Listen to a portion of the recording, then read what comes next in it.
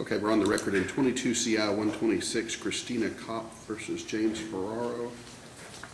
Mr. Underwood, you represent Mr. Ferraro. Yes, Your Honor. Mr. Rogers, you have Ms. Kopf. Yes, Your Honor. Am I saying that last name correct? Yeah, that's fine. Yes. Okay. I've read through everything. Let me just see if I have a synopsis of what's going on. You all bought property, you titled it together. You paid for everything? Yes. Is that in agreement? She paid for the initial purchase? Initial purchase price. Okay. Then there were repairs or renovations, what have you. Is there any question she paid for those? Well, she paid for some of the things. Okay. And so, is there any question she gets back what she's paid? She should get back. Your Honor, the tally case, in my opinion, is pretty clear that, if they were joint tenants, the only thing she's entitled to compensation for under tally are mortgages and liens and taxes that she's paid off. Everything else under tally is split 50-50. Mm-hmm. And is he wanting compensation for his sweat equity is what I was reading? That's correct. All right. So do we have testimony for all of this other than just from the parties? We have 4 witnesses that will testify regarding his. All right. Do we need to separate witnesses? Yes, Your Honor, I move for separation. All right. Anyone that's going to testify has to step out into the hallway, and you'll get called as you come in. Witnesses are advised you're not allowed to talk to each other about the case after you testify. Okay. What's this booklet? Is it Mr. Underwood? The clerk said you gave her this booklet? Yes, Your Honor, those are our exhibits. Your exhibits for today, okay. Does Mr. Rogers have those as well? He was Yes. provided, yes. Okay.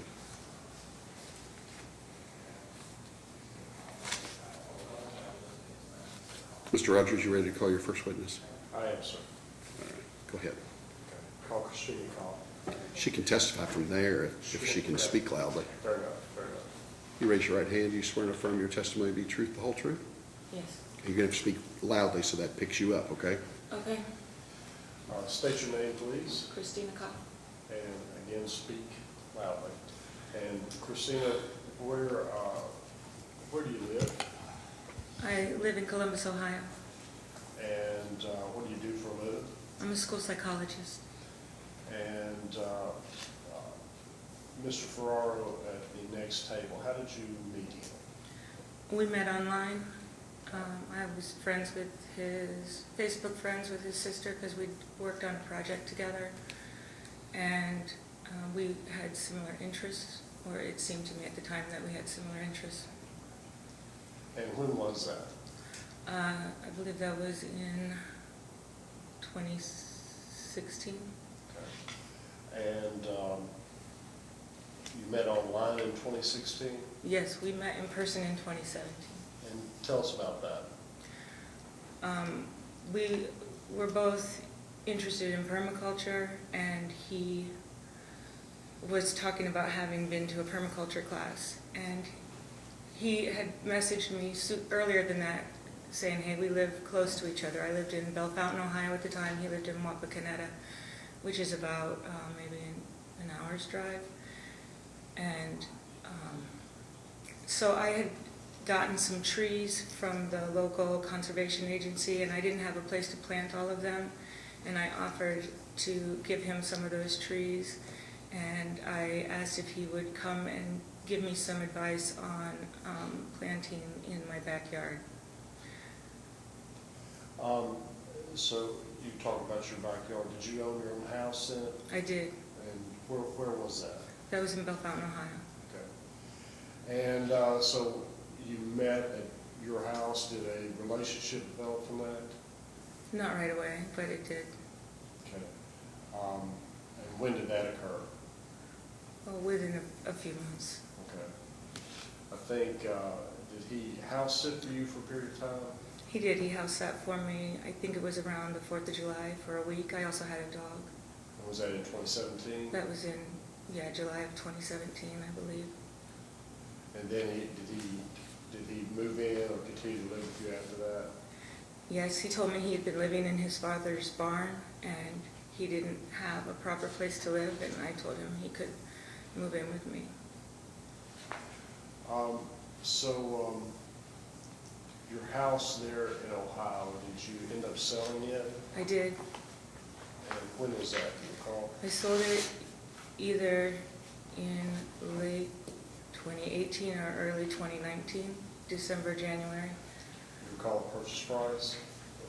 The sale price or what I purchased it for? No, what you sold it for? I sold it for right around 120, 121. And where did you live after you sold your house? We went and lived in, we house sat for a friend of mine whose father was traveling, so we lived in his house while I was looking for property. Okay. And what were you looking for? I was looking for a land where I could live off-grid, and I was looking for a home to live in really for forever. I had fixed up other homes in the past, and I knew I could fix up a home, but I wanted it to be the last time. So I was looking for a property that had a lot of potential, but low price. And he had told me that he could do a lot with permaculture, but no one had ever given him the chance. He just needed some land where he could really show what he could do in terms of building a food forest where you just walk outside and there's food growing. So the property here in Ewing, Kentucky, or in Fleming County in Ewing, how was that discovered? My dad's best friend's last name is Ewing, and he was looking for his roots, and he knew he had family in Kentucky. He thought maybe it was here. So, and we were looking for property in Kentucky as well, so that's how we started looking at property here. The defendant found vacant land, but I found the property with the house on it that could be fixed up. And is that the property you ended up buying? Yes, it is. Was it for sale through a realtor, for sale by owner? It was for sale by owner, and it was far below anything close to it that I had seen on the market. It was listed at $28,500, and most properties similar to that were listed at around $75,000 at that time. So you basically offered the sellers their ask for the property? I did. Okay. Tell us the closing on that property, where did it occur? It occurred in Pat Price's office, and he was there for the seller. Okay. And how did you arrive at the closing? We were, at that time, we were staying in my dad's RV on his property in Belle Fountain, Ohio, and that's about a 3.5-hour drive. And that morning we drove down. I was in my car, he was in a van, and we only had one cell phone because he had insisted that my phone was his phone.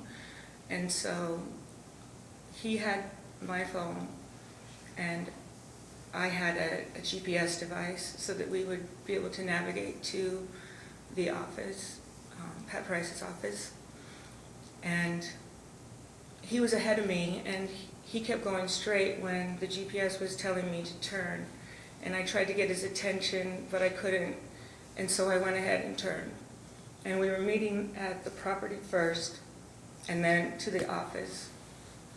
And when we got to the property, I was meeting Donna, who was selling the property. I was meeting her there first. I don't know why she wanted to do that, but she did. So we met there, and the defendant hadn't arrived yet.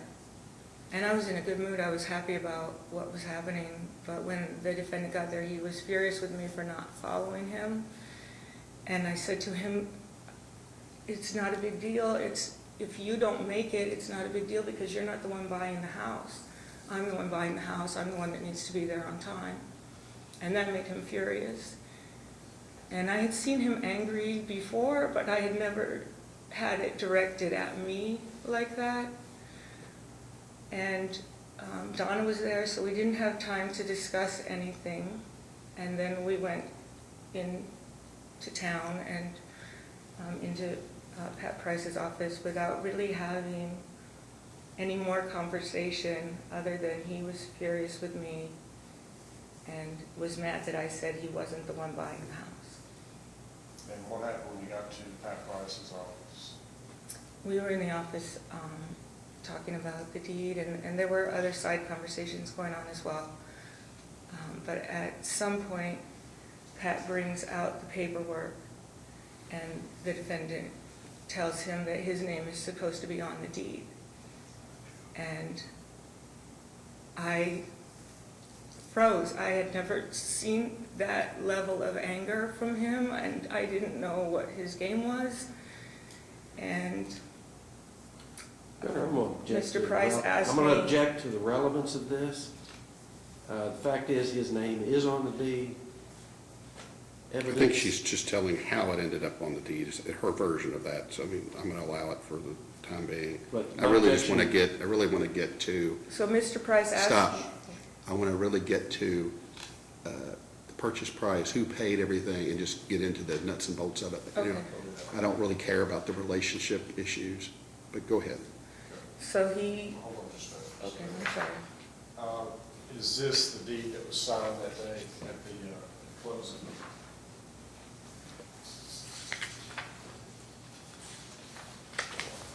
Judge, I have a Yes, copy. it is. Thank you. And is that your signature there? It is. And who'd you buy the property from? Peggy Miller, And what is the date of that deed? June 28th, 2019, Okay. And what was the purchase price? $28,500. Judge, move to introduce that as petitioner's exhibit Any objection? No objection. A. And show you another document here. Is this, what is that document? That's the cashier's check from my bank. And who is it made payable to? Peggy J. Miller, And what is the amount? $28,500. Is that a true and accurate copy of the check that you tendered to Ms. Miller to purchase the property? Yes, it is. Move to introduce that as exhibit B. Any objection? No objection.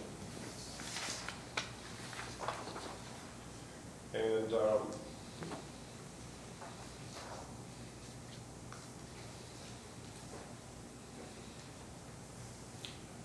want to show you another stack of documents here. What are those, Kristina? These are my bank statements from June of 2019 until December of 2021. And here's those statements. And the that bank, what bank account is that? What bank is it with? It's Quest Federal Credit Union in Bellefontaine, Ohio. And that account is in your name solely? Yes, it is. Has it always been in your name solely? Yes, And it shows a purchase of a cashier's check on June 27th of 19 for $28,500. yes, it does. And is that for the same check that you issued to Ms. Miller when you purchased the property? It is. And are these true and accurate copies of your bank statements from June of 19 through, I believe it is December of 21? Yes. Who to introduce these as our next exhibit? Excuse Who me. to introduce these as our exhibit C? Any objection to Exhibit C? So entered. And the money that's in that account, Kristina, how did,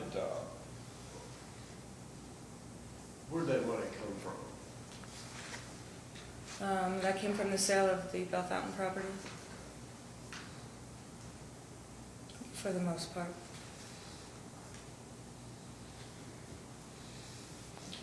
And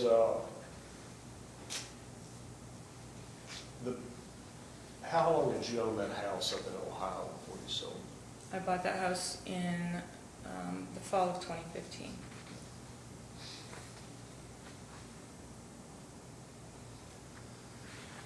So talk about after the purchase, did you take possession of the property, you and Mr. Ferraro? Yes, we did.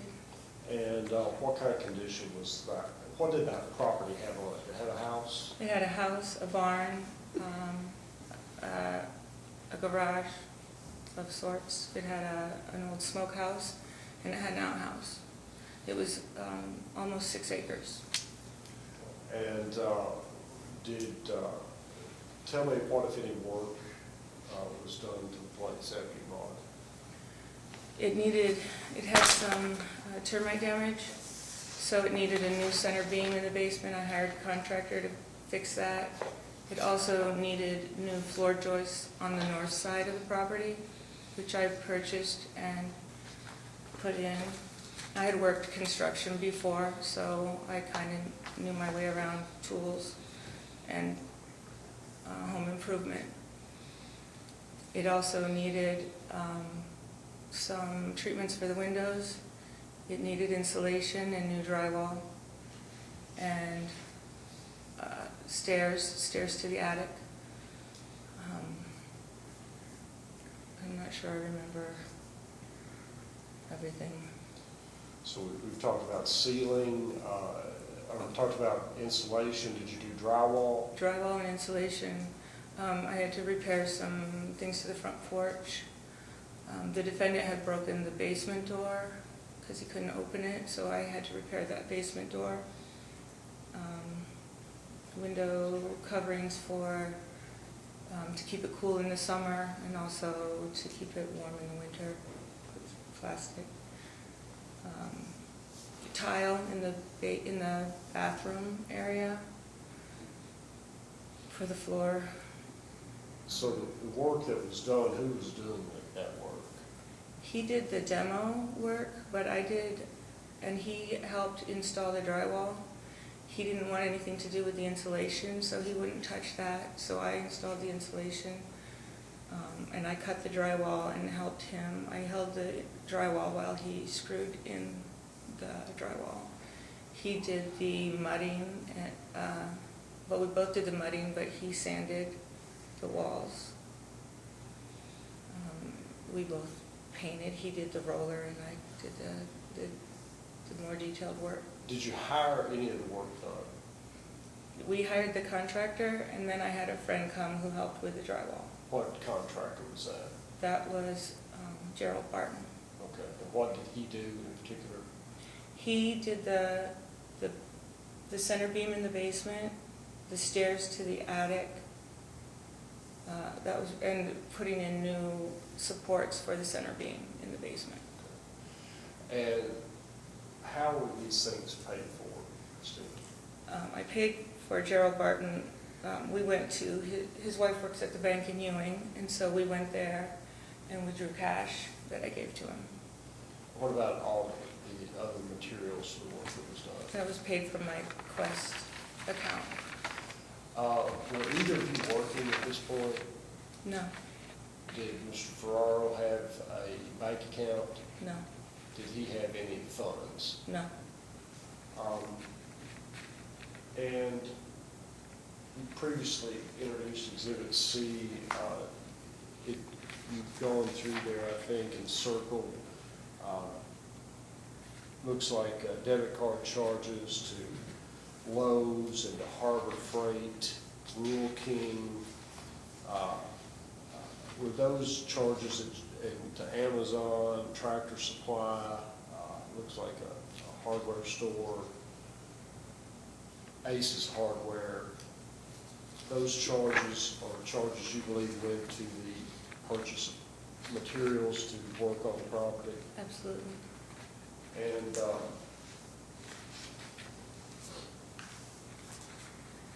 did you go through and pull, so I'm going to show you this document. What is this, Kristina? I went through the bank statements and pulled out how much was spent, and I just divided it by the store and how much I spent for improvements to the property. And what is that total? $13,888.41. How much was that? How much is that? 13,000. $13,888.41. And did you prepare these summaries of the expenses from your bank statements? I did. And you have a total here on the front page for each place you made the purchase, right? I did. And I provided receipts where I could, but some places I couldn't get the receipts because of the length of time.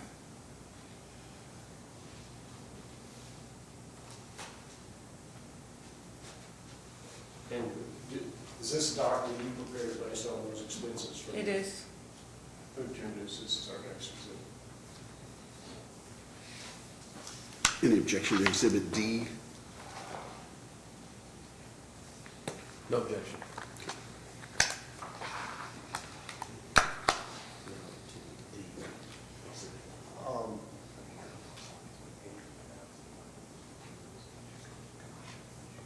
Kristina, and when did you leave the property in Ewing?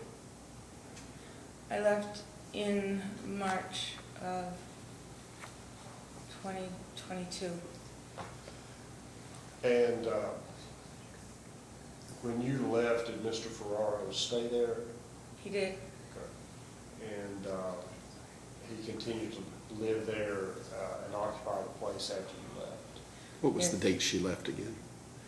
I would say something like March 22nd, but I had been, What year? 2022. Okay.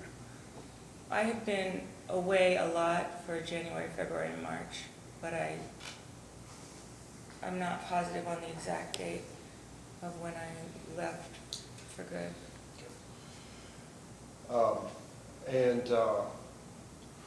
The entire, from the time that you all bought the property, or you bought the property and you all lived in Ewing until you left in March, did you have any income during that period of time? There was some income. I mean, how? Not a lot. Like occasionally I'd get an acting job for a couple $100. I might get, I would buy things cheap and sell them online and make money that way. Okay, but no regular employment? No regular What employment. about for Mr. Ferraro? He started a job in January of 2022. And where was that? That was at App Harvest. Okay. At where? App Harvest in Moorhead. Prior to that time, he was not working. He had not worked the entire time I'd known him up until that time. And so had you been supporting the Yes, two of you? I paid for all of his expenses, essential, non-essential, everything. Food, clothes, And that came vacation. from the sale of your home in Ohio? Primarily, yes.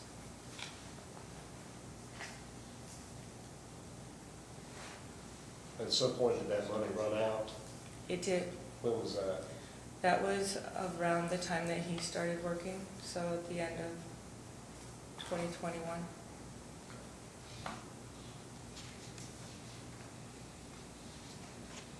And Kristina, are you asking to be reimbursed from the seller's property, the purchase price that you paid for the property? I am. Are you asking to be reimbursed the money you spent improving the property? Yes, I am. And are you asking to be reimbursed your attorney's fees in bringing this partition action? Yes. I have no further questions. Mr. Underwood? Did you say you're a school psychologist? That's correct. Does that require some sort of advanced degree? It sure does. What kind of advanced degree do you have? I have a specialist degree, which consisted of 60 graduate credits, a year of internship, 2 years of practicum, a thesis, and an oral defense. So did I hear a master's degree in there somewhere? It would be equivalent to a double master's, but only one course of study. A double master's tends to be like counseling and education, whereas mine was school psychology specifically. And you also have a second career where you've been, well, you have an acting career? I have acted in the past, yes. I no longer have an agent. My agent shut down in 2020 and I haven't found a new one. But you've acted in multiple movies. Sure, yes. You have your own filmography on Internet Movie Database. Yes, that is something that the directors will put up. I don't contribute to that, but they list their movies and all the people who have acted in them. And if I heard your testimony correctly, you've purchased multiple properties. I During bought my your first life? property in 1990, and I've owned properties ever since up until now where I am renting. So how many properties have you purchased and sold since 1990? I had a condo in Las Vegas, a house in Las Vegas. I'm going to interrupt A you. house I'm of really books and a house of unconcerned books. about what she owns or what previously owned. All I'm concerned about is this property.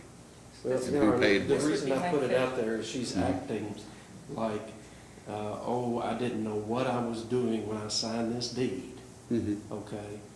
She's a highly educated woman who's flipped multiple properties. Mm-hmm.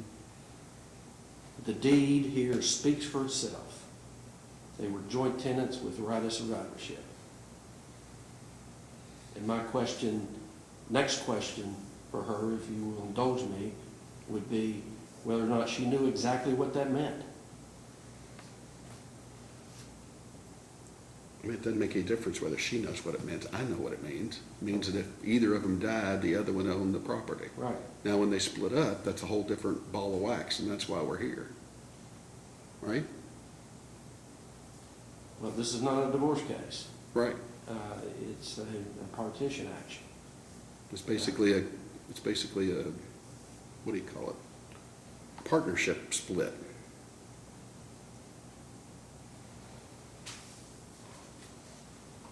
Well, my question then along those lines would be, outside of the deed that you all entered into, that you both signed, you did not have any written agreement regarding this property. Is that correct?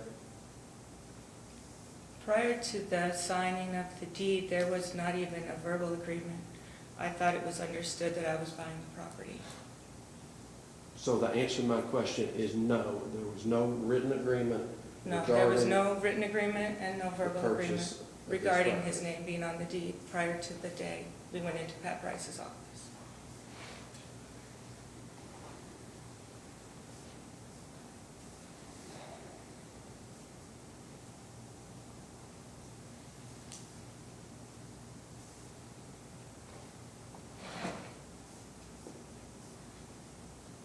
Did you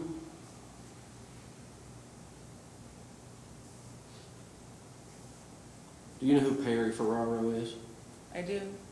Did you accept a loan from him in the amount, or did you accept a loan from him? Mr. Perry Ferraro gave us $1,200 for a business to sell product that was in a network marketing program. Once that product came in, the defendant tore into the product and started using them for himself. We were not able to use any to help promote the business. These were wellness patches that some of them you wear once every 2 or 3 days, and he would wear 4 of them at once. He wanted to prove that if you wore more, that could be better, and he would wear, there's multiple types of patches, he would wear all of them, and more than is even beneficial, more than is recommended. And he used up the product before we could use it for the business. I'd like to show you what's been pre-marked as response to Exhibit 4. Do you recognize that? Yes, What is it? that's a letter from Perry about the money.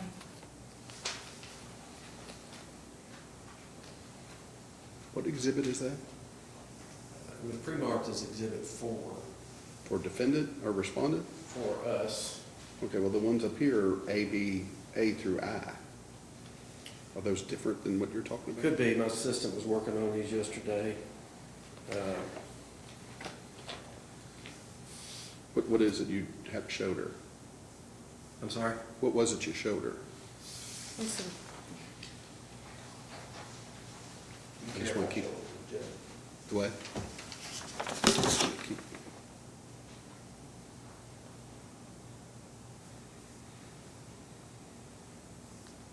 All right, so is that in, that's F, I guess. Okay, all right, I didn't know which one you were showing, okay. So in addition to your off-the-grid farm and your acting, you had become involved in basically a pyramid scheme, network marketing, yes. network marketing. And in that scheme of things, he was under you. You brought him into it. Yes, Him being James. yes.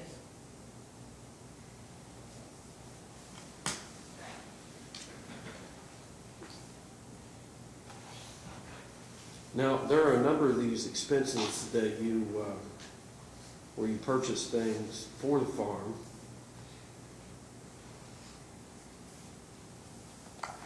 A BioLite, for example, that would be a solar panel. Solar panel, And then yes. And it had- Amazon was the composite toilet. Yes,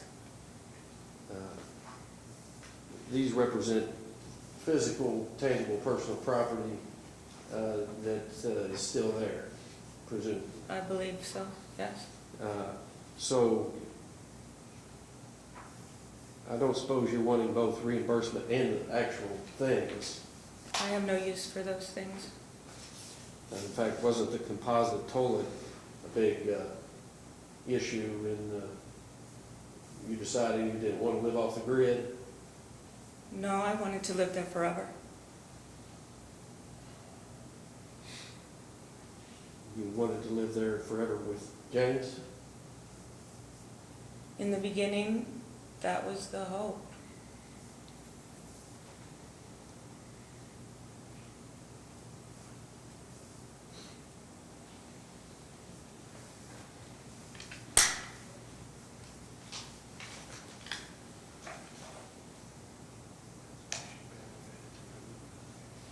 At some point,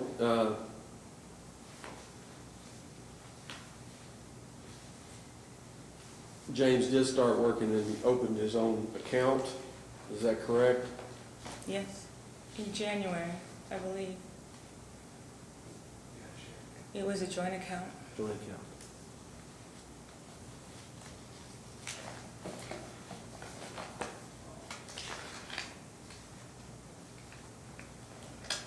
And when did you say you left? You left for good, let's say, in March 22, March 22 of 22, Yes, correct? roughly, yes. And after that, after you had left, you withdrew from that account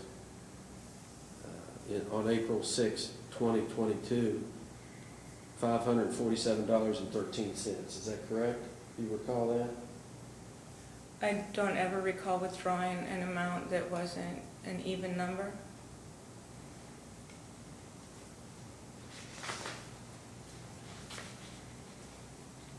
What does that mean, even? Multiple.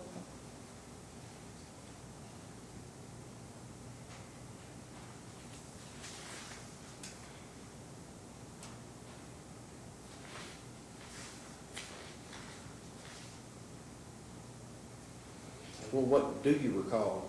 How many withdrawals do you recall making I couldn't, after you left from that joint account? after I left, I couldn't say for sure, but He would make between $1,200 and $1,400 every other week, and I would withdraw. I remember leaving at least $1,000 in the account, so I would withdraw a small amount from that for my living expenses because I had nowhere to live. So basically, you just helped yourself to what was in that account from time to time? We had talked about it, and he told me that was fine with him. He said it was just numbers on a screen to him, and he didn't care.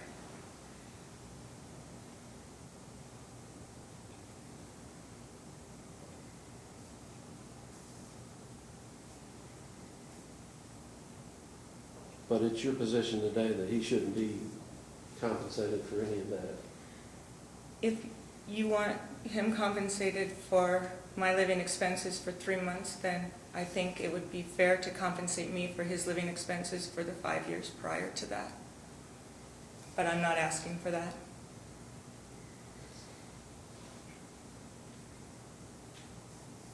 Did you all live together for 5 years?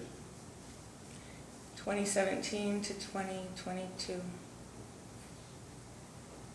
And isn't it true that during that time, he assisted you in flipping the Ohio property, which you made a really nice profit off of? He came in at the very end of that. He did some work. He wasn't very skilled. He didn't do the kind of work I would have paid someone to do. And he was living there. He was doing it for free for you. If you call food, shelter, clothing, vacations, and everything you want working for free, then I guess yes.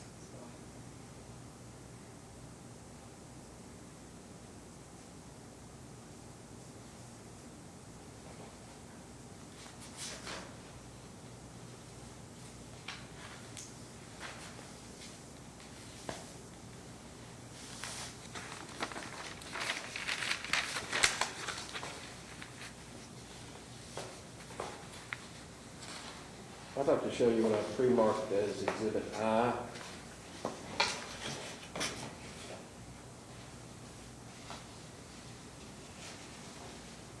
You recognize this? Yeah, Is that your handwriting? yes. You drew this up as sort of a plan for the property. Yes, This was your and his plan, but you're writing on this document. yes.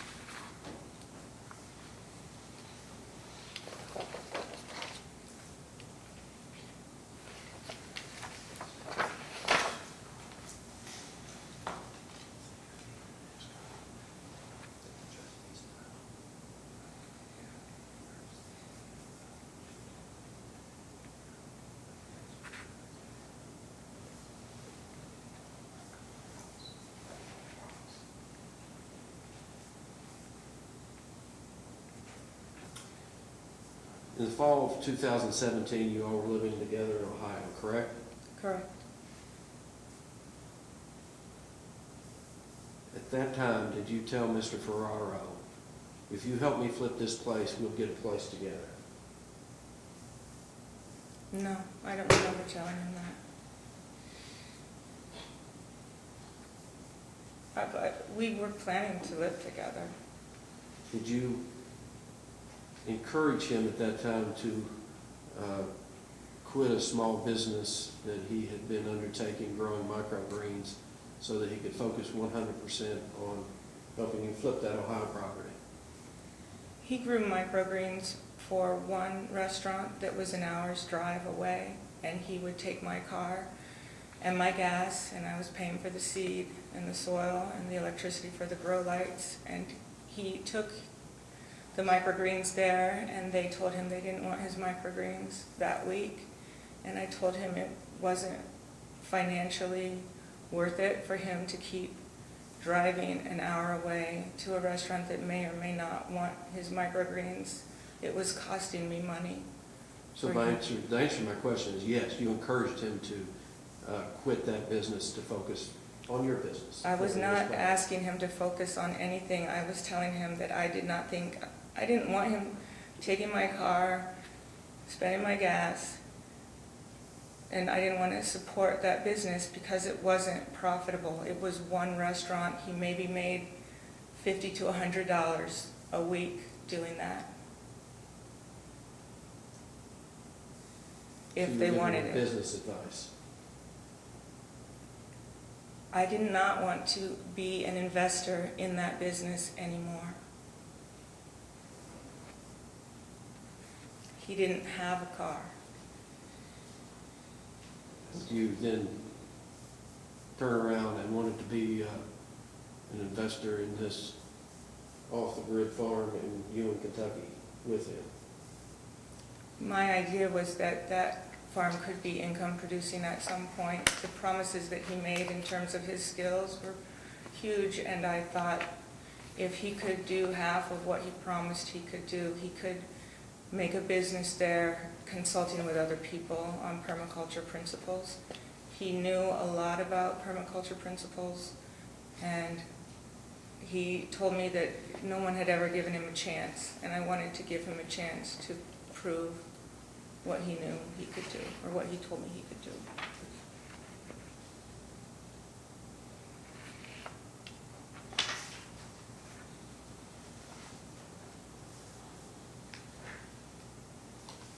That's all the questions I have, Jim. Mr. Butler? All right. All else closed. Excuse me? Petition closes. Okay. Mr. Underwood? Call Perry Ferraro. Terry.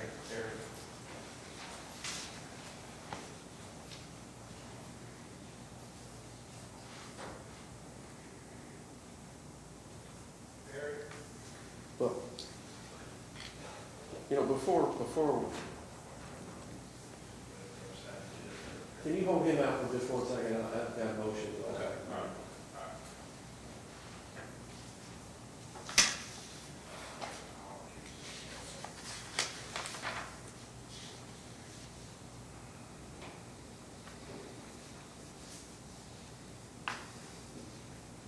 Mhm.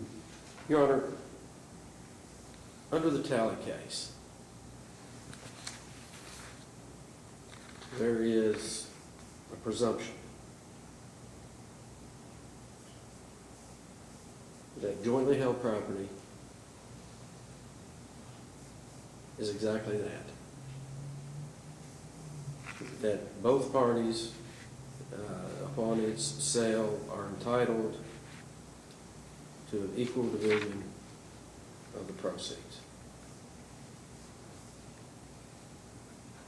That hasn't been overcome in this case. There hasn't been sufficient evidence presented to rebut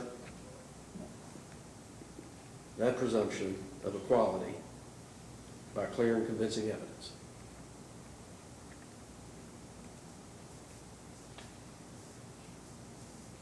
If you look at Talley, property held in joint tenancy is presumed to be held equally, and therefore equal division of the sale proceeds is appropriate.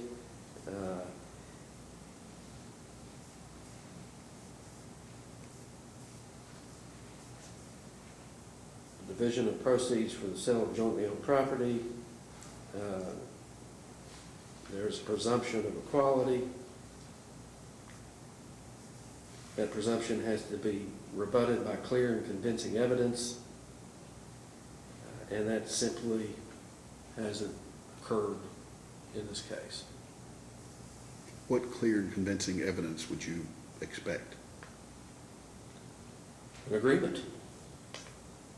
There was no agreement. At this point, I'm going to overrule your motion. Just let me hear everything and at this point.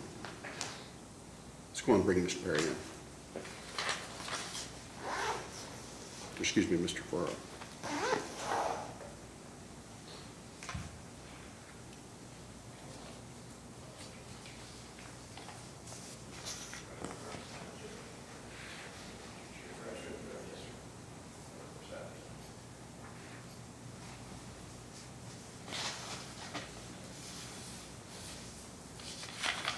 Is it Ferraro? Yes. Mr. Ferraro, you raise your right hand. You swear to affirm your testimony to be true, the whole truth? Yes. Your Honor. Proceed.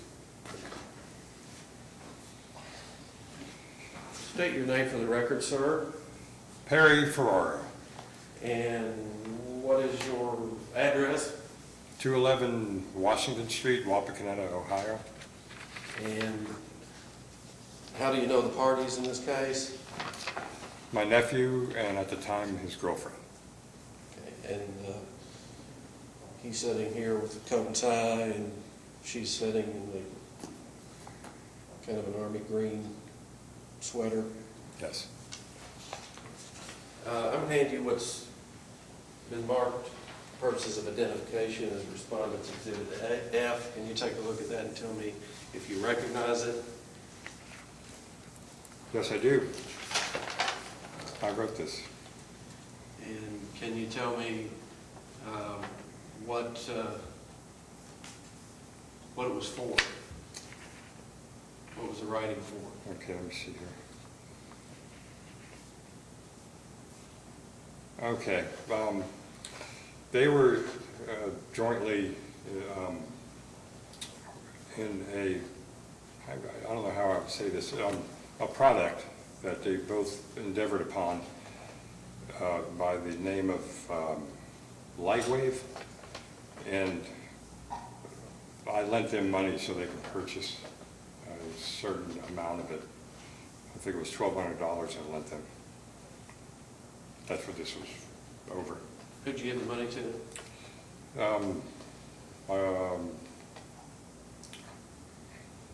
I think I wrote the check out.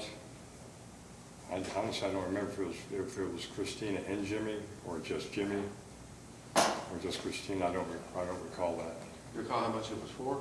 $1,200 Were you expecting repayment? at some point. I wasn't expecting it right away. Were you aware of what they were trying to do here in Fleming County? Regarding, Their farming operation? yes, absolutely. Now, did you yourself ever come down and look at the place? Yes, 2 Octobers ago, they had been inviting me to come visit them, and circumstances would arise, and finally, 2 years ago, I said, I've got the time, I'm going to come down. So yes, I came down in October of 2020, I believe it was, or 2021. And at that time, did you participate yourself with either of them in any kind of endeavors to improve the property? No, it was specifically a visit, but what did happen was they both walked me around their property, and they definitely showed me everything that had been done, and then also within the house too, the work that they had done.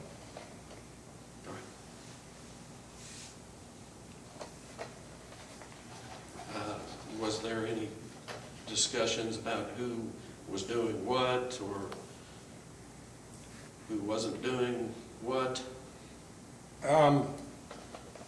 As far as I understand and recollect, Jimmy had showed me all the work he did on the outside of the property with his planting and his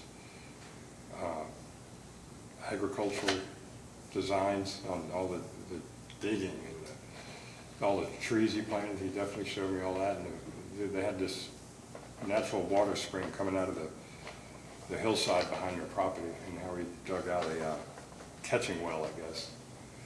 And then on the inside of the house, the work both of them had done, which I didn't see because that was the only time I'd been there, that they had tore out the walls due to black mold, I think. And then they had replaced everything with new drywall and insulation. And definitely pointed out the work they had done there. How does it, Kristina, seem about how work was progressing or not progressing?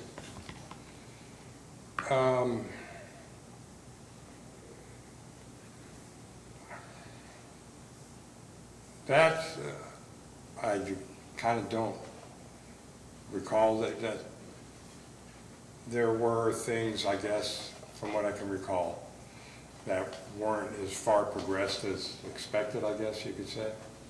Yeah. Okay. Thank you for your time. Okay. One moment.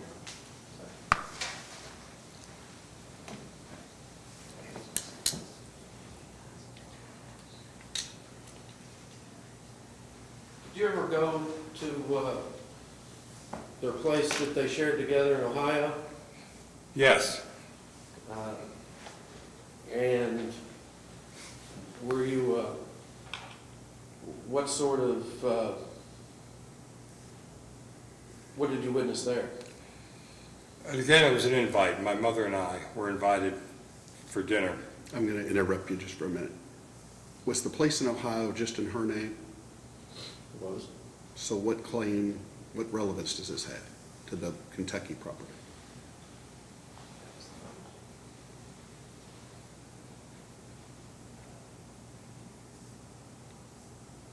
The relevance, as I see it, is a pattern of conduct of her basically using him,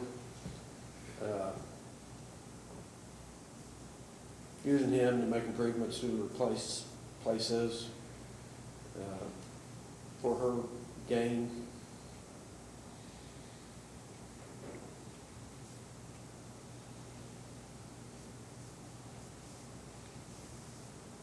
Go ahead. As I was saying, my mother and I were invited, and upon arrival, you know, they welcomed us and everything, and then proceeded later to walk us through the entire house and show us all the work that had been done, and explaining what the house looked like before, which I never saw it in its original condition when Kristina obtained the house. And shown us the upstairs, which from what I understand was basically an attic, and they converted it to a functional room with a bathroom. Let me stop you for a minute. Who was doing the explaining? They both were. Like she would point out this, and then Jimmy would point out that kind of scenario.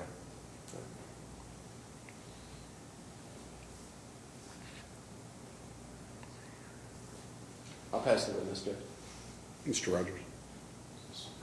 Mr. Ferraro, just to be clear, the $1,200 that you loaned them was to do sell some type of product, to buy some product to sell for a business?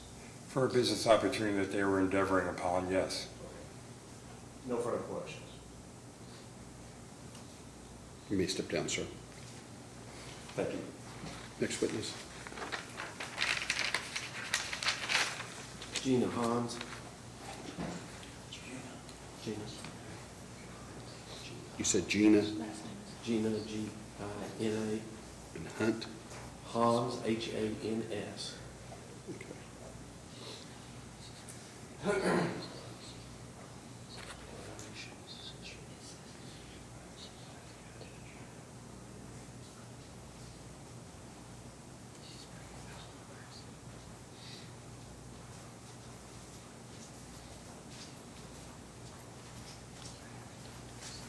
Told you, raise your right hand. You swear to affirm your testimony to be truth, the whole truth? Yes, sir. You may sit down.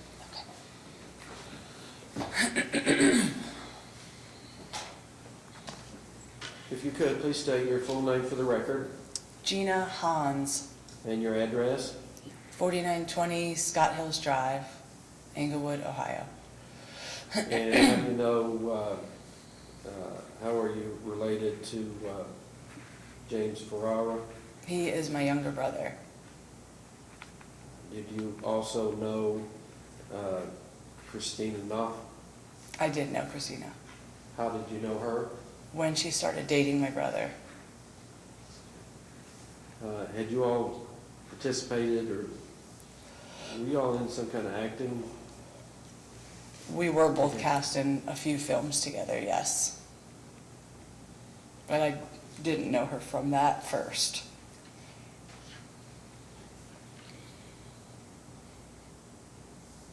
Did you ever have any opportunity to visit Ohio, the Kentucky property that they shared together? I did not. What about when they were living in Ohio together? Yes, I did. How often were you a visitor there? I was there 2 or 3 times. And during those visits, was there any discussion between either of the parties about renovations to that property? Yes. What were those discussions about? The discussions were about the house when she had purchased it was in disarray, and I know there had been like dogs that ran wild through the house and destroyed the floors and doors, and they had their work cut out for them to be able to get it back on the market and actually make a profit on the house. And so they refinished the floors together, painted, repaired endless things.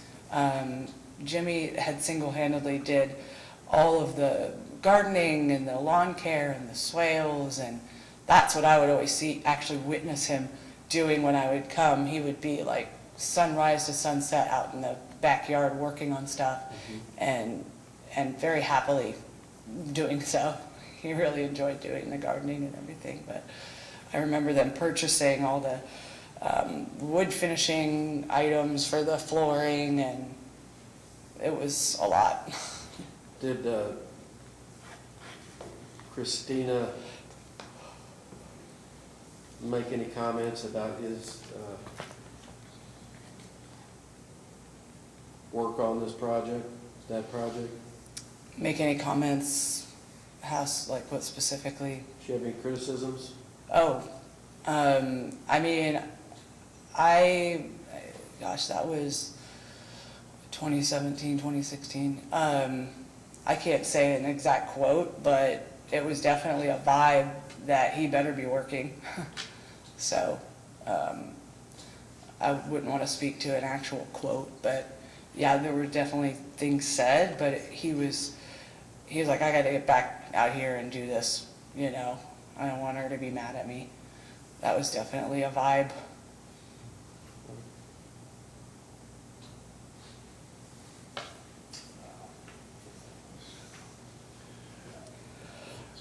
I'll pass the witness, Judge. No questions. You may step down, ma'am. Okay. Thank you, sir. Next witness. Terry Kramer. Terry. Kramer with a K.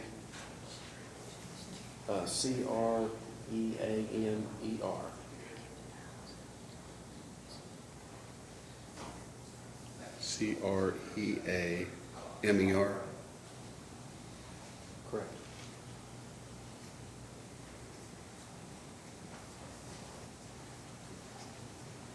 Morning, sir. Have a seat up here. Before you sit down and raise your right hand, do you swear to affirm your testimony to be truth, the whole truth? Yes, sir.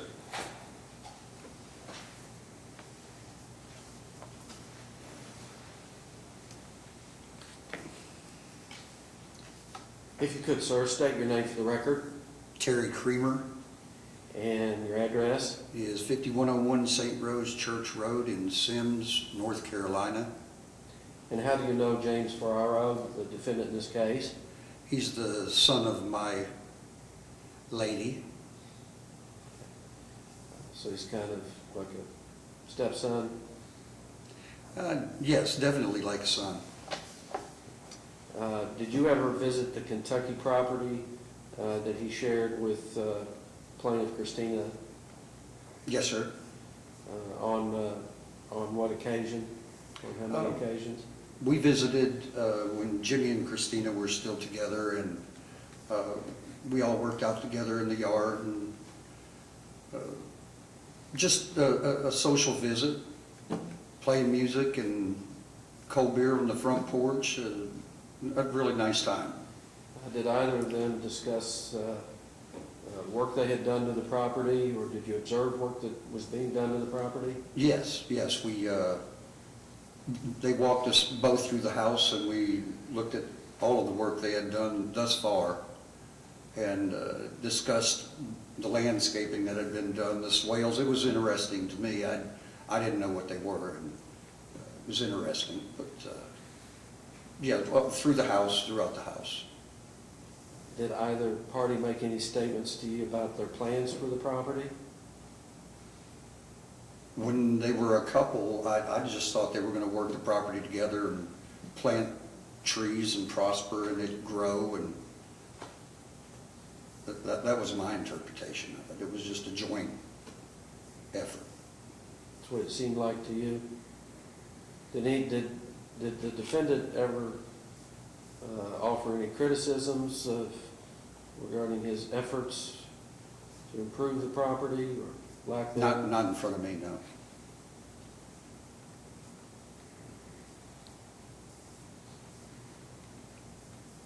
Did you ever observe any work that the defendant James was doing to the property? Oh yeah, we worked together, and then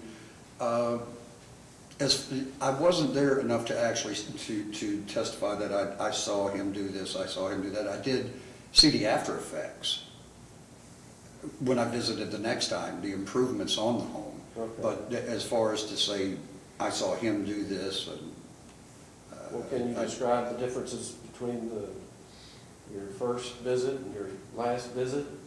oh, absolutely, the yard was completely different. It was grown over, and there were piles of junk, you might say, behind that had been left there. That was gone. The shed had been cleaned up and was improved. The basement was completely different. How so? Pardon? How so? It was clean. There was a stench the first time I was there. That was gone.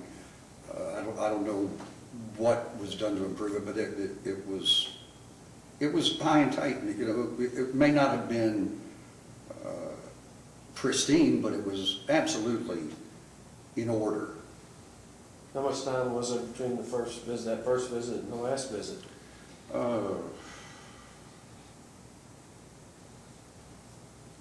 I'd say 8 months, something. I honestly, 6 months, 8 months, 10 months, something like that.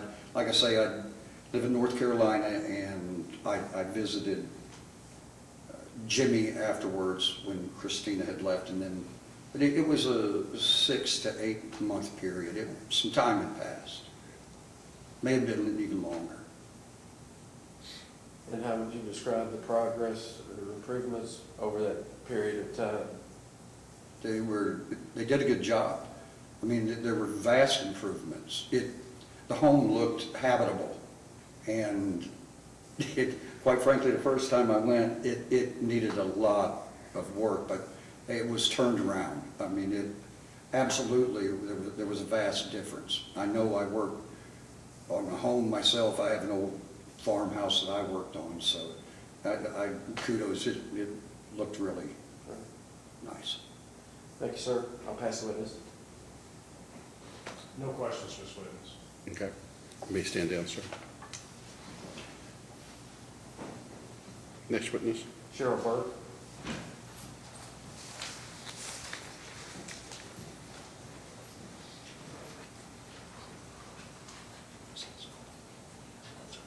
Cheryl Correct. Burke. Correct.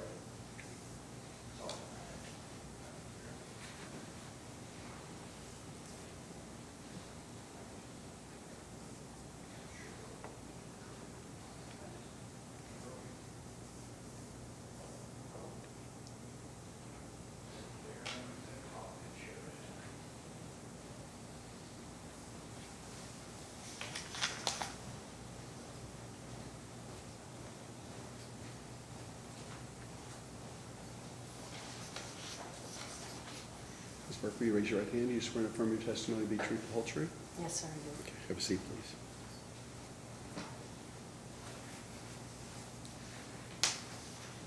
State your name for the record Cheryl Burke, and your address, 5407 Woodland Road, Salina, Ohio. and how do you know the defendant James in this case? He is my son. And did you ever visit the Kentucky property that he shared with Kristina? Oh, yes, a number of times.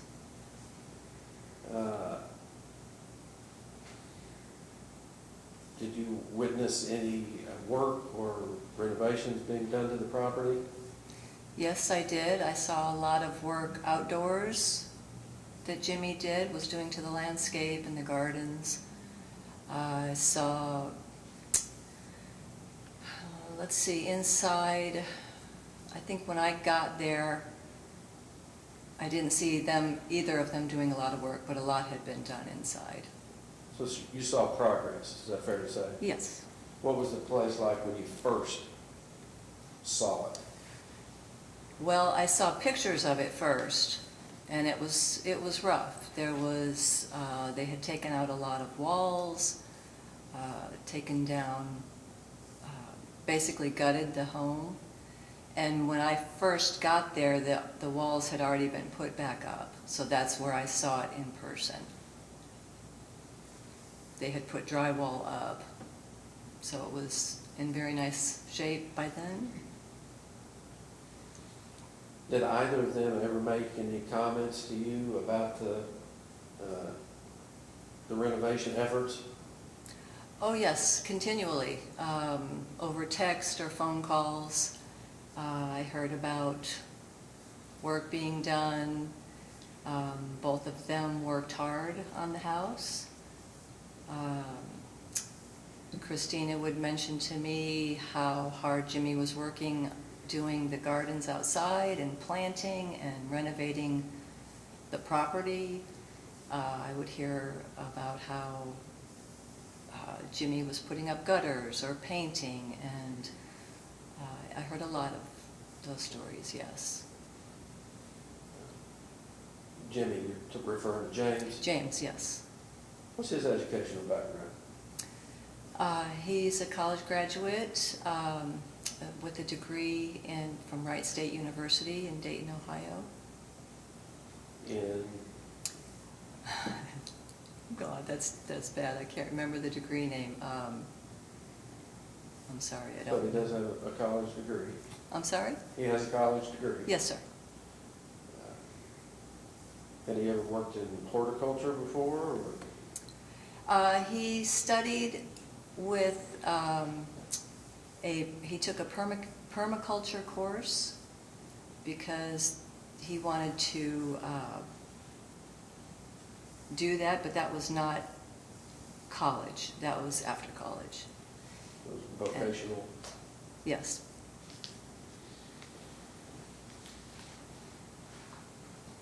What about the Ohio property that they lived together Uh-huh. at? Did you ever see them there together? Yes, I did. I visited that house a few times and saw some of the progress that was being made there. I also helped paint there myself. I helped do some cleaning in some of the final stages. That house, I never saw at the very beginning when Kristina bought it. I only heard stories that it was in very rough shape when she bought it. And then I saw it, of course, once Jimmy moved in with her there, and saw him working, saw the work he did, of course, in the yard as well. He transformed the yard there to some permaculture gardens, and I saw him doing a lot of the work inside the house, and they transformed it quite beautiful. And they got a pretty good price for it when they flipped it, or she did anyway. They did, yes. I'll pass the witness. No questions for this witness. You may stand down.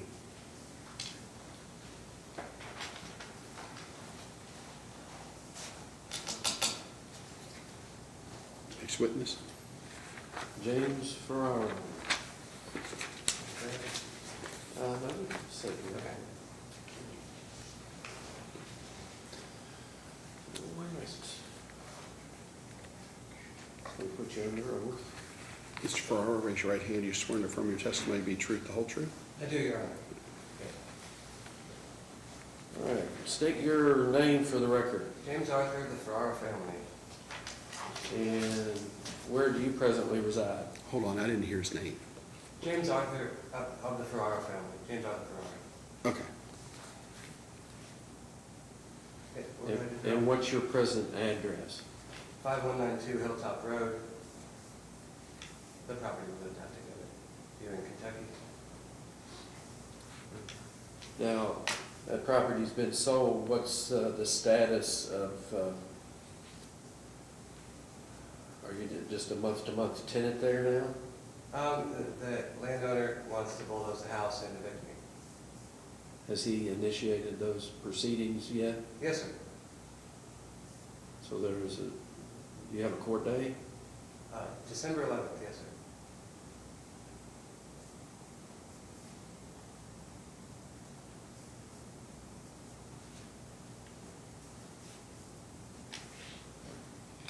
How did you come to be residing there in the first place? Kristina Kopf promised me if I helped her flip her home in Ohio, we would get a place together.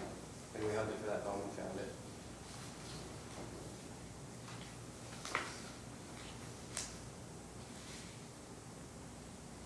So, what was the plan? The plan was to make a fruit farm and prosper off the farm and live forever. Using the knowledge I've acquired at a permaculture design course in 2016. So one writing with respect to this plan that we have is this Exhibit I that she says, admits that she made, or it was her handwriting, but did you all make it together? Yeah, we designed it together. And that was a rough drawing. Yeah, for sure. Well, what was the master plan?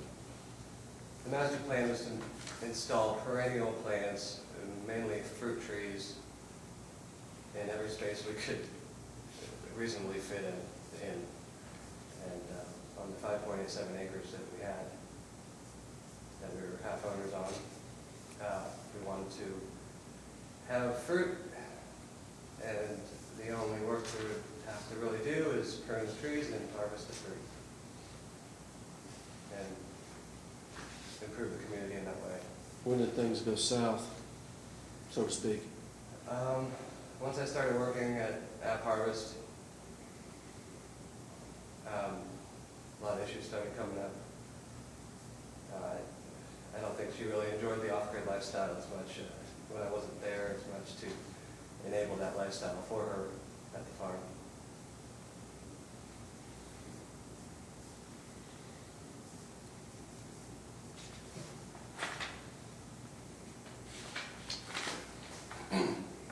Before we go into the work that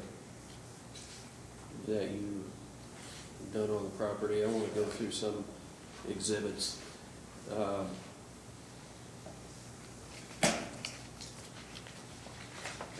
I'm going to hand you what's been marked for purposes of identification as Defendant's Exhibit A.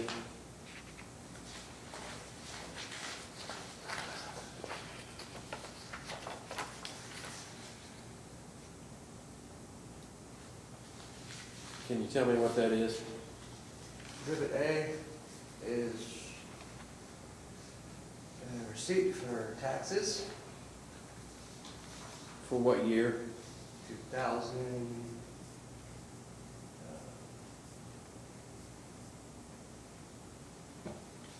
It's paid 2022, but it was for 2021. And how was that paid? Who paid that? Kristina paid that while I was working with my earnings. So it was paid by a check from Community, Our joint account, yeah. Community Trust Bank. Yes.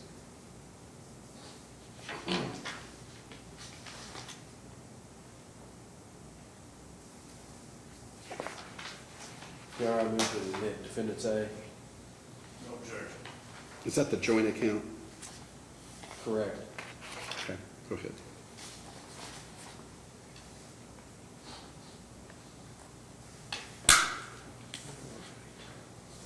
Exhibit B, can you tell me what that is?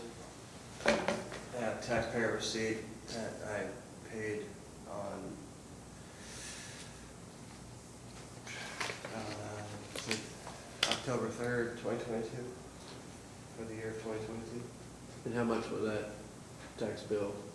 $279.31. And how did you pay that? I paid that with cash. Yeah, and then I had some change back Your Honor, I move to admit in response to Exhibit B. The objection. No objection.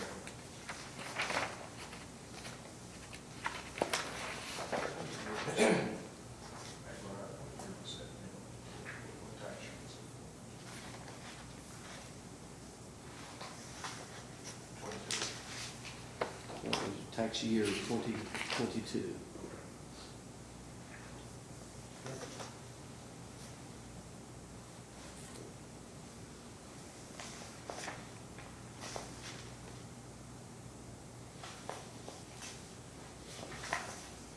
The deed's already been admitted.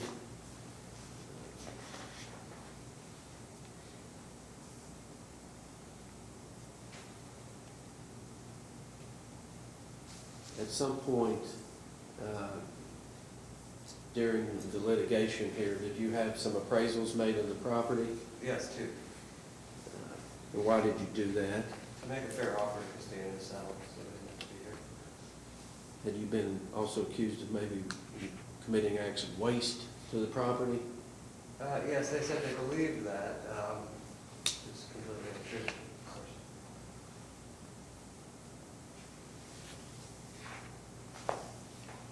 Your Honor, I move to admit Exhibit D. I would have checked. Is this the appraisal? That's appraisal. Yeah. Number one, it's not been properly authenticated. Appraiser's not here to testify. Which I don't see that the appraisal of the property is relevant. It's been sold publicly at public auction. It's not even what it's sold for.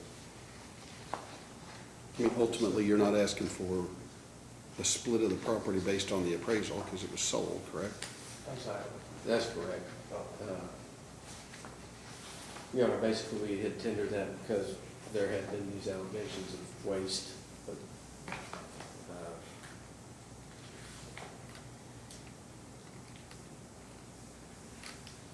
I don't think they've been brought up today, so I'll withdraw. We don't need to enter that.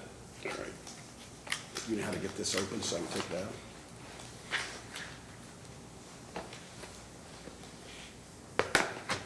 It's not a normal. Nevertheless, it cost you some money to get those, didn't it? Yes, $800. $800? Full total, yeah. 480. All right, there's Exhibit D.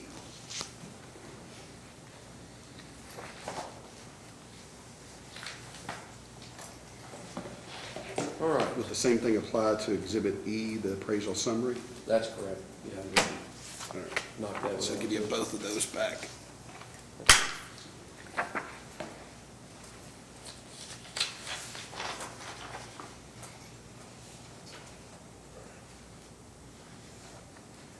All right. Tell me about this loan from Perry. He loaned us some money to jumpstart our business in life later. And yes, I did wear the patches, as Kristina said, but so did she. And we passed them out to people to see if they liked them. That was the business. So, I mean, you didn't have a separate office for this business somewhere, did you? No, sir. You operated out of your home Yep, probably, yep. here in Flemingsburg? And Ewing, yeah. Yes.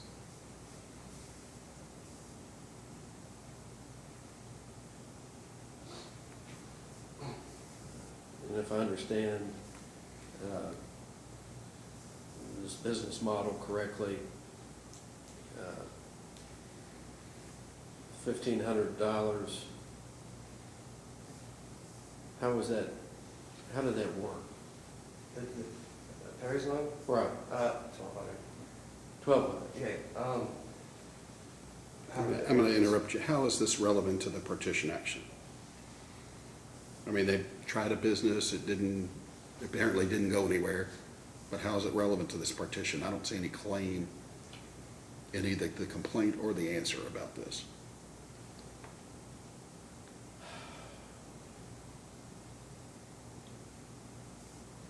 I can answer. She made $500 in her personal account because of the way it's structured. Well, the way the scheme worked, the money that basically got rolled back over into the farm operation. I know what you said, the business never took off, it never made money. Which business? This business that you're talking about, this Exhibit F, Oh, she made money Released. off of it. how did she make profit off of the business? How did she make a profit off of this? The whole testimony I've heard was that the gentleman, Mr. Perry, Ferraro, gave them $1,200 to buy, I still don't know what the product is, but whatever product they received, they never sold. It was used up by one or both of them. What product Well, was it? basically, she gets a kickback from it. When she buys the product, she Yeah, but sells how's it that relate to him. this, how's that relate to this partition? To the I real think estate? It relates to credibility. All right, so it doesn't relate to the real estate at all. It relates to credibility. Okay, go ahead. So how was that money used? Uh, He gives you $1,200. Yeah, What does she do with it? we bought the product with it so we could share it with potential clients and use them ourselves. And when she sells that product to you, Right. does she get money back from them? Yeah, on this bank statement, she got $496 from benefit from the loan there, in her personal account. And that's, you're referring to Plaintiff's Exhibit C Yeah, on page, well, not really, basically the What product third was last this? page. What product was this? I can show you. I've been lost since you all, both sides have been talking about this product. What is it? It's a, demonstration. It's a patch made of liquid nanocrystals, and it reflects your body's infrared light at a certain wavelength that helps your energy focus and stuff like that, and pain. And this one helps me calm my nerves. Okay. But the long and the short of it is, your uncle gave you $1,200, which was used to purchase these patches from the company, which resulted in her getting basically a kickback from that company for $496, which was put into the Quest account. Yeah, which shows the history of me improving her personal account. Right.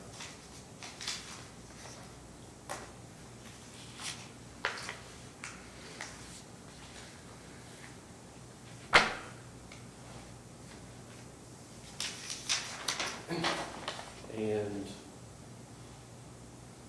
I guess the long and short of it is ultimately that Perry was expecting to get paid back. Absolutely. Your Honor, I move to admit affirmance of F. No objection, so entered. No objection.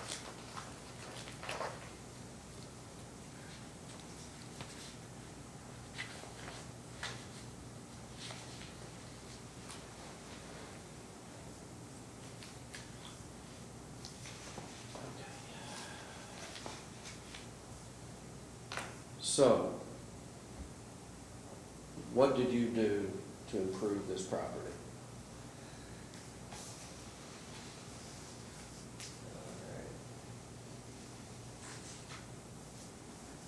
Demolition, installed insulation, installed drywall, scraped the entire house's exterior old paint off, primed and painted entire exterior house and porch with Kristina, and installed gutters with Kristina. A lot of that I did on my own, repaired them and attached them to rain barrels and fed them out to swales. The swale is a ditch on contour which harvests rainwater and improves yields on the farm. Let's see, cleaning out old belongings that the previous owner completely trashed every the place. Bleached everything because I believed and thought there was mold. Black mold is what the belief was, but I couldn't confirm it. Applied borax to everything as a homemade termite solution because we did have a termite issue briefly. Installed new mailbox, tore down old chimney, took care of drinking, cooking, and showering, and bathing water. Took care of all of our septic duties per the off-grid agreement. Installed and maintained 3 compost piles. Cut and installed risers to the staircase. Maintained and mowed the grass over grown weeds, trees, poison ivy, making trails and yard work. I hauled and stored Kristina's fast track items, which is in their exhibit bid after, which she intended for the house, but we never used them. And I offered all of them back. She just left them behind. Kept the house warm in the winter with wood heat. Cut and hauled, split, and stacked all the wood for the house. Installed the subfloor wood and bathroom tiles to bathroom with Kristina. I did the grout on the tiles myself. Missing wood slat in the living room ceiling, we replaced that. Installed insulation for the interior windows every winter. Installed the door to the basement stairwell for Kristina. Installed the closet shelves. Installed a greenhouse that Gina Hahn's former witness gave us. Permaculture work, I planted over 30 trees. Well, with her, it was about 17 or 18 trees. But on the property total, I planted over 30 trees. Berry bushes, and other perennial plants.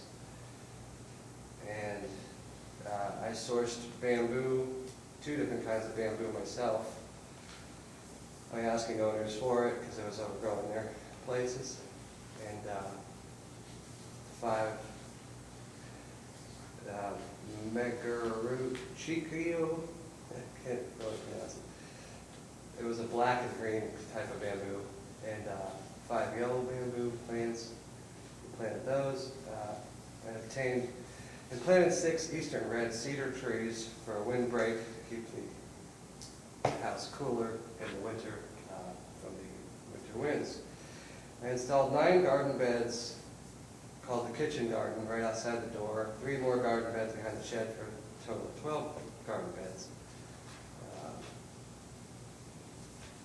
I had a neighbor, Jason Peak, help us with an excavator machine called a termite, help dig out some swales, one which is over 100 feet long. It's probably 150 feet. Measured and designed exactly where they would be beneficial for the watershed of the property. And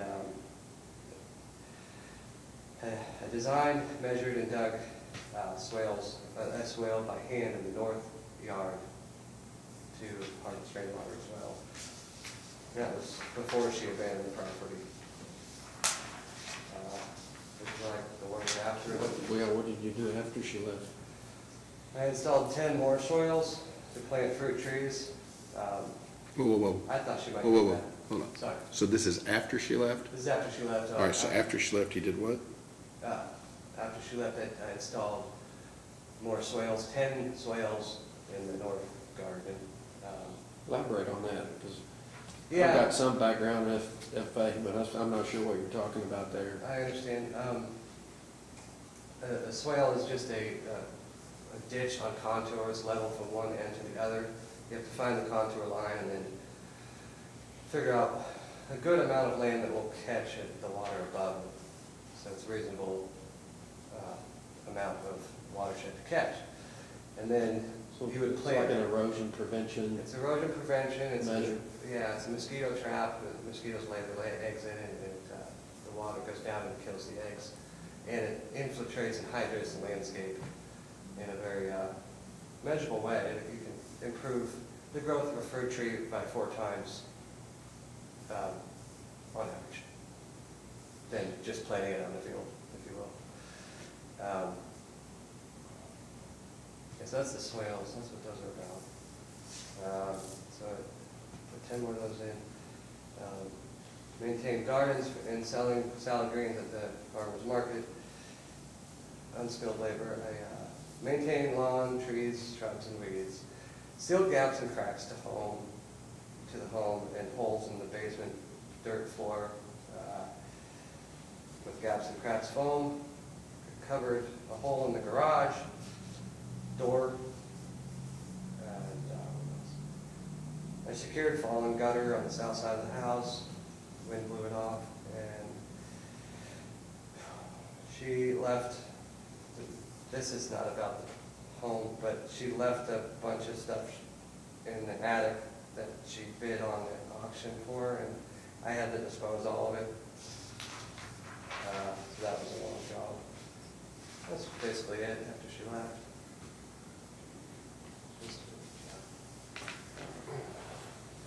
I want to show you what's been pre-marked as Exhibit H. Okay. Can you look at that and tell me what it is? Yeah, this is just withdrawals she made from our joint account from the earnings I made after she left. And also withdrawals she made one day before leaving without giving me any notice that she was leaving. And what were the total number of withdrawals?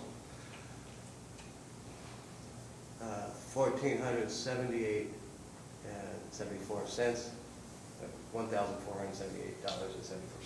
And did you go get your statements from Community Trust Bank and highlight those? Yeah, we Is did. that where that information comes from? Yes, we did. Or I did, yeah. She ended up, I think she said something during her testimony about that being just, what, figures of, something about numbers on a page, or do you recall that quote, or did you say, have a conversation? No, I never said that. No, I don't recall that. Did you have a conversation with her about taking money out? Briefly, when she came to get her stuff, yeah, I didn't actually know the full amount yet because I didn't have an online banking thing. I had to go to the ATM and get the receipts. That's why it took a while to actually realize how much she was taking out before I closed it. You're going to move to admit Exhibit H. No objection. All right, so admitted.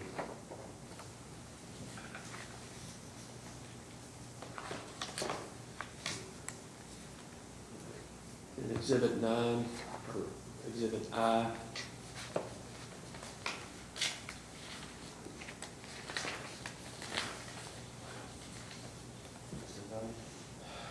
That's kind of your all's plan for the property, it really never came to fruition. Yeah, it didn't. I mean, it was definitely started. We're on our way, but and I continued it after she left. I thought maybe she would come back and we could work things out. You know, I think I have a miniaturized version of that in the file. I'm not for sure. Miniaturized version of what? I, Exhibit I.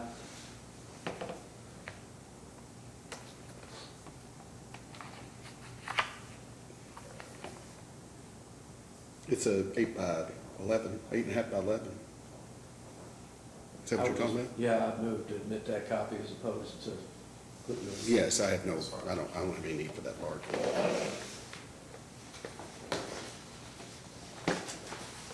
I'm gonna take your list out of the front and mark out the two that we did not admit.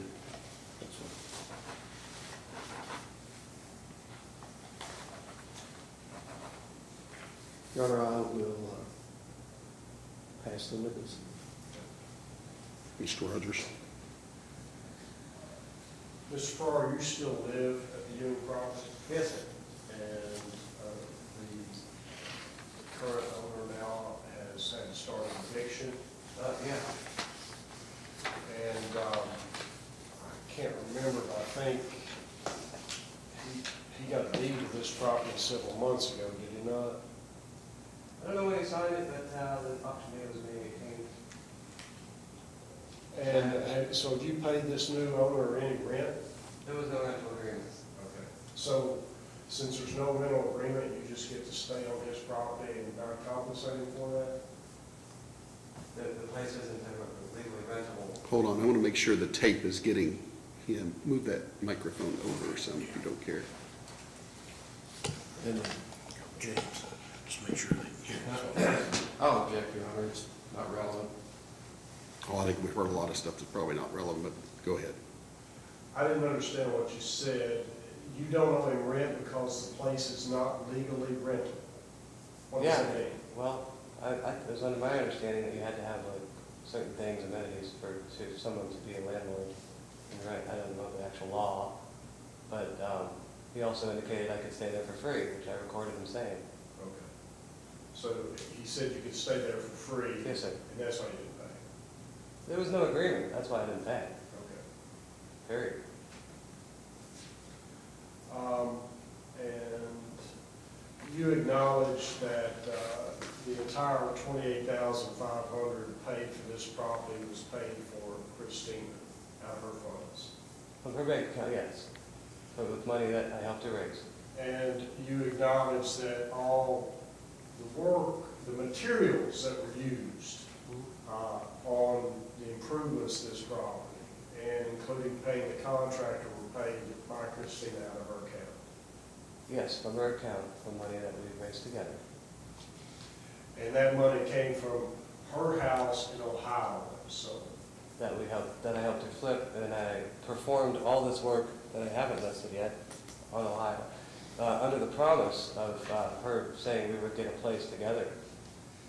And during the entire time that you all were together, from 2017 until March of 22, the only job you had was starting in about January of 22 when you worked for Apartments, right? Correct. My main job was to improve the property with her and raise money off that. And we both agreed we would improve the property with the money, live off the money, and once we started to get low, I would get a full-time job. Once I started to get into that job, she abandoned me without notice. And I did several other jobs. I had a business when we met, and I was selling microgreens, salad greens to a local restaurant and farmers markets. We went to every farmers market. She ended up joining me in that cause. We didn't miss a Saturday.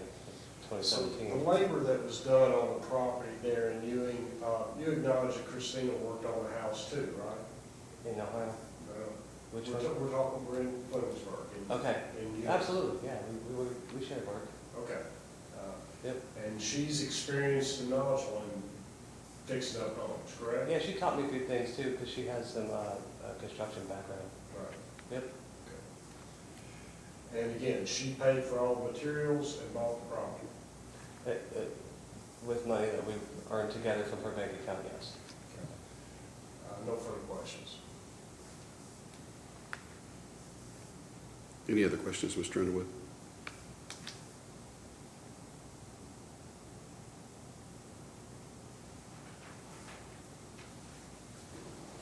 You mentioned that you had made substantial efforts to the improvement of the Ohio property. Yes. What were those? I'll object. I think we've gone over this. This is a totally separate property. We're not partitioning Ohio property. There's Sustain.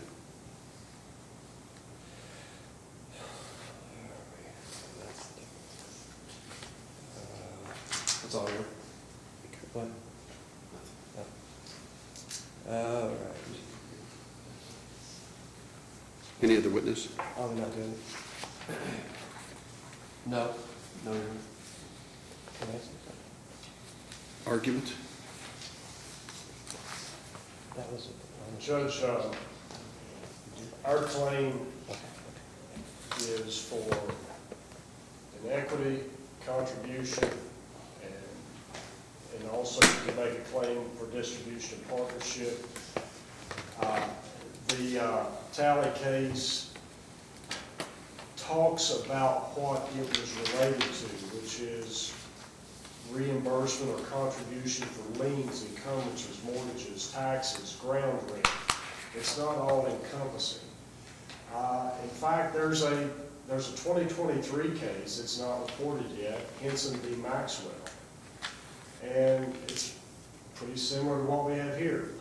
Property was purchased joint by two people, man and woman. The male paid the down payment, and they took a mortgage, which was about 30-some thousand. There was a mortgage for the balance. The trial court granted him the down payment and did not grant the lady the mortgage payments because she ended up living there by herself for a period of time and basically treated that as rent. And the Court of Appeals affirmed that. That opinion came down in May of this year.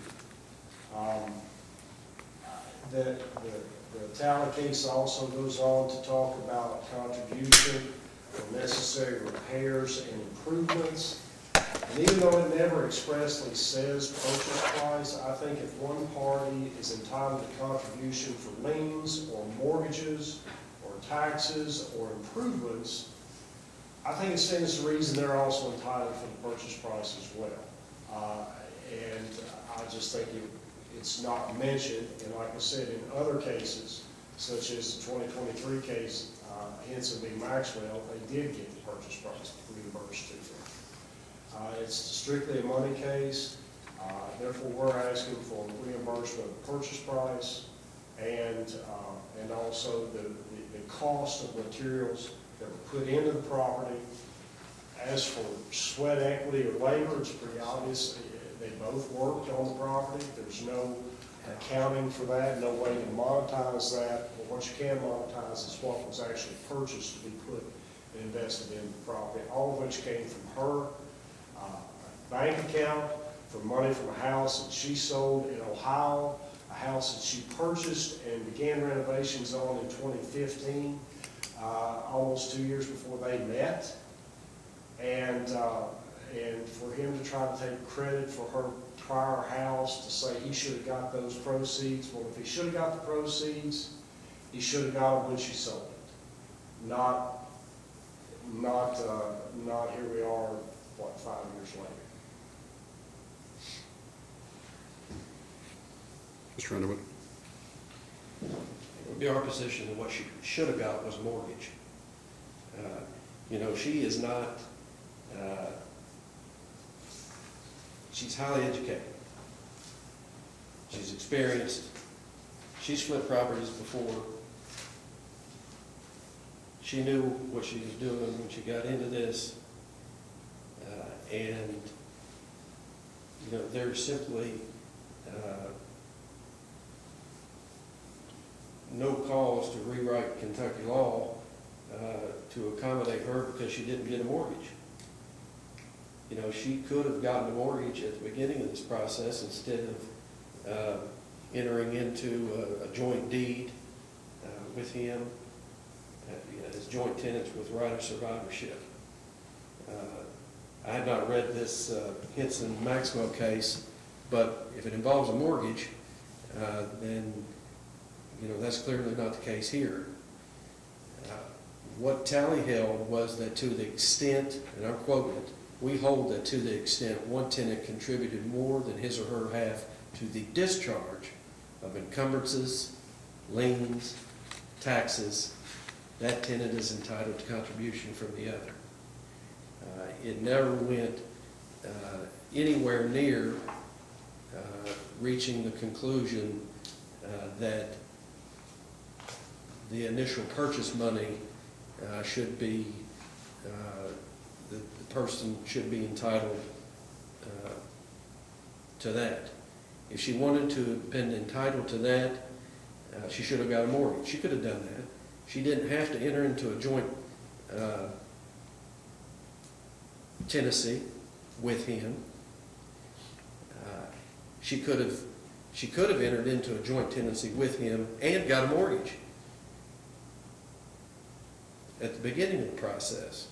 And if she had gotten her own mortgage and then paid that mortgage off, would she be entitled to contribution under tally? Yeah, she would. But that's not what she did. They entered into and signed off on a joint tenancy with right of survivorship. Testimony has been that that was done pursuant to the plan they had to make this Eden and Ewing, which didn't pan out, but that's not, that doesn't diminish his efforts and contributions to this project. Maybe it was a bad investment on her part, but it's not one that he should just have to walk away from completely empty-handed.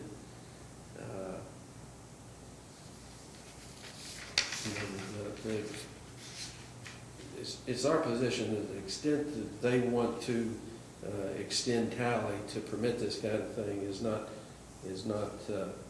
permissible. Historically, there's been a presumption of equality when people have joint tenants with right of survivorship. There has not been any evidence, clear and convincing evidence, that would rebut that presumption of equality. So we're asking the court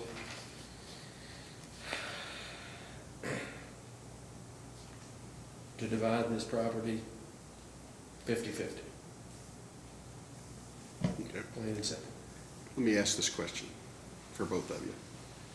Had they been married and we had done a tracing, she'd be entitled to all, wouldn't she? Because she, Well, yeah, and well, I mean, that's if you trace, exactly- if you do the source of funds rule and you trace it all, it came from her non-marital Ohio property to the Kentucky property. And if you look at the But dissent. you're saying it's different because they're not married and it's this case. If you look at the dissent in Tally, Justice Keller's dissent, that's exactly the kind of thing that she is worried about. The decision in Tally basically codifying, or by decision, common law marriage in the Commonwealth of Kentucky. That was her concern. Of course, the majority said, no, that's not what we're doing. We're not destroying the presumption of equality that historically applies to these types of real estate transactions. I would say you're correct, Judge, and also under partnership law, under partnership statutes, if this was a partnership that was being dissolved, you would liquidate the assets and each person would be reimbursed their financial contribution to the partnership, which would be the purchase price of the property and the payment for the materials. Well, the materials become, if you follow that, let's just follow that argument for a moment. The materials become attachments to the real estate, okay? But in the theory, once it's sold, he didn't pay for any materials. Well, he didn't pay for materials, but he did He did labor. his labor. She did was labor. involved. And there was no proof put on about the value of either party's labor.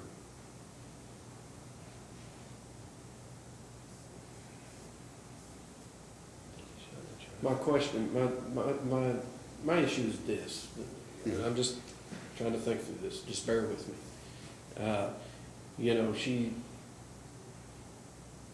she's spending all this money to fix up a place that, I mean, what if she just spent $100,000 on this place? He wouldn't have be obligated to reimburse her for all of that. I mean, it was a bad investment. Right. But we're talking about now liquidating the bad investment and who gets the final proceeds of what the bad investment left.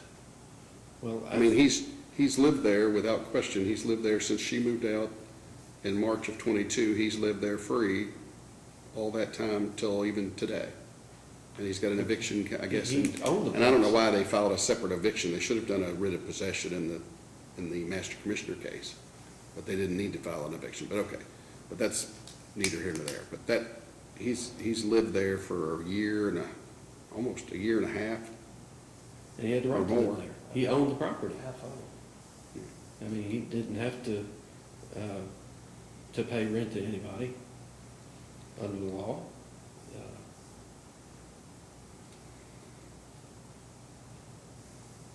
May I say something? Go ahead. I wouldn't if I was you. Okay. All right. Let me say, I'm not unsympathetic towards their argument. Mhm. I'm just saying that the law doesn't extend that far. If you want to go into property or partnership agreements, there was no partnership agreement. There was just the deed. Right. That's all we've got, the four corners of the deed. Period. All right. I'll research it as well and get something out to y'all. All right. Thank you all. Thank you.